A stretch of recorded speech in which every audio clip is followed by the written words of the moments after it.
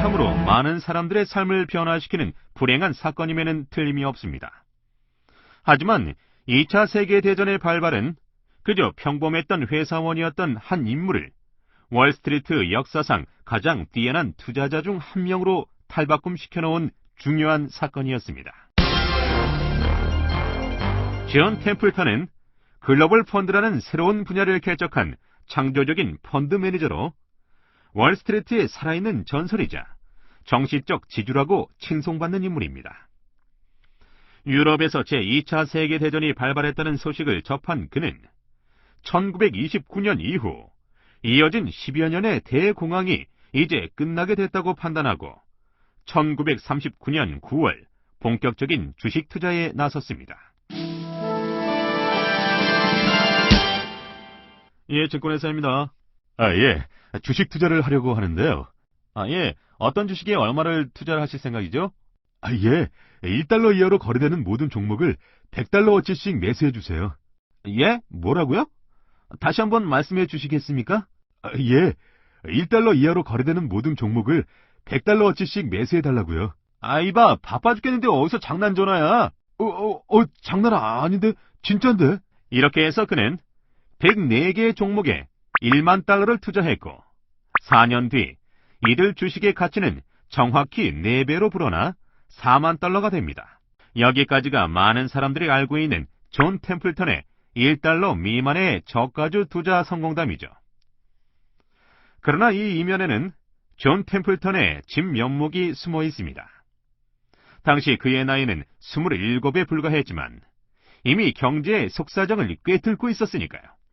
젊은 존 템플턴은 전시의 대부분의 산업용품과 서비스의 수요가 엄청나게 늘어나 2류, 3류 기업들도 이익을 낼 수 있을 것이라는 것과 미국은 아직 참전하지 않은 상태지만 곧 연합국에 전시 물자를 공급할 것이라는 점을 간파했던 것입니다.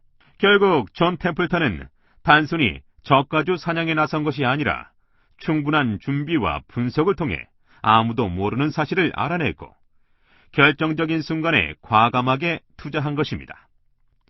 전쟁이 터졌을 때 가장 높은 수익률을 기록하는 주식은 그때까지 2류나 3류로 뒤처져 있는 기업이라는 사실을 누구보다 먼저 알고 있었던 것이죠. 앞의 사례에서 드러나듯이 존 템플턴의 투자 성공 비밀은 진정으로 구하고 묻고 노력하면 성공할 수 있다는 것입니다. 존 템플턴은 또한 월스트리트의 투자자들이 세계로 눈을 돌리는데 선구적인 역할을 했습니다. 요즘 한국 투자자들에게도 인기를 끌고 있는 글로벌 투자를 이미 50년 전부터 실행한 셈이죠. 예? 아무도 거들떠보지도 않는 일본에 투자를 하자고요? 단순히 일본 주식시장에 주목하자는 것은 아니야. 우수한 경영진과 세계적인 기술력, 높은 시장 점유율을 가진 기업이며 내재 가치에 비해 매우 저평가된 주식들에 투자하자는 거지. 물론 그 중에서도 최고로 싼 주식들을 골라내야 한다는 거지. 사장님, 도쿄 주식시장의 시가총액을 전부 합쳐도 IBM 한 회사의 시가총액에도 못 미쳐요. 우리의 시장은 미국만이 아니야. 전 세계를 상대로 투자 대상을 골라야 최고로 싼 주식을 찾을 수 있어. 분산 투자는 여러 기업, 다양한 산업은 물론 여러 국가를 대상으로 해야 한다는 게 나의 투자 원칙이라네. 이렇게 해서 존 템플턴은 한때 자신이 운영하는 뮤추얼 펀드 자산의 50%를 일본 기업에 투자했고 그의 예측대로 도쿄 주식시장은 1960년대 말부터 1980년대까지 그야말로 최고의 활황세를 보였습니다. 이처럼 템플턴은 특히 최고로 싼 주식을 고르기 위해 전 세계 주식시장에 상장되어 있는 1만 5천 개 기업을 조사합니다. 이들 기업 중에서 투자 대상 리스트를 선정하고 리스트에 오른 기업들 중에서 우선순위를 정해 포트폴리오에 편입시킵니다.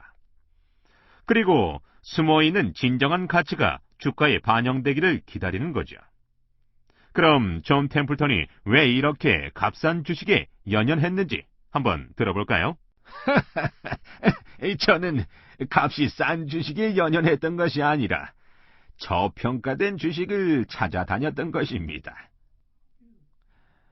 제가 대학 2학년이던 1931년, 주가의 움직임이 매일같이 급변하는 것을 보고 저는 기업의 가치는 순간순간 변할 수 없는데 주가는 왜 이렇게 움직일까 하는 의문을 가졌었거든요.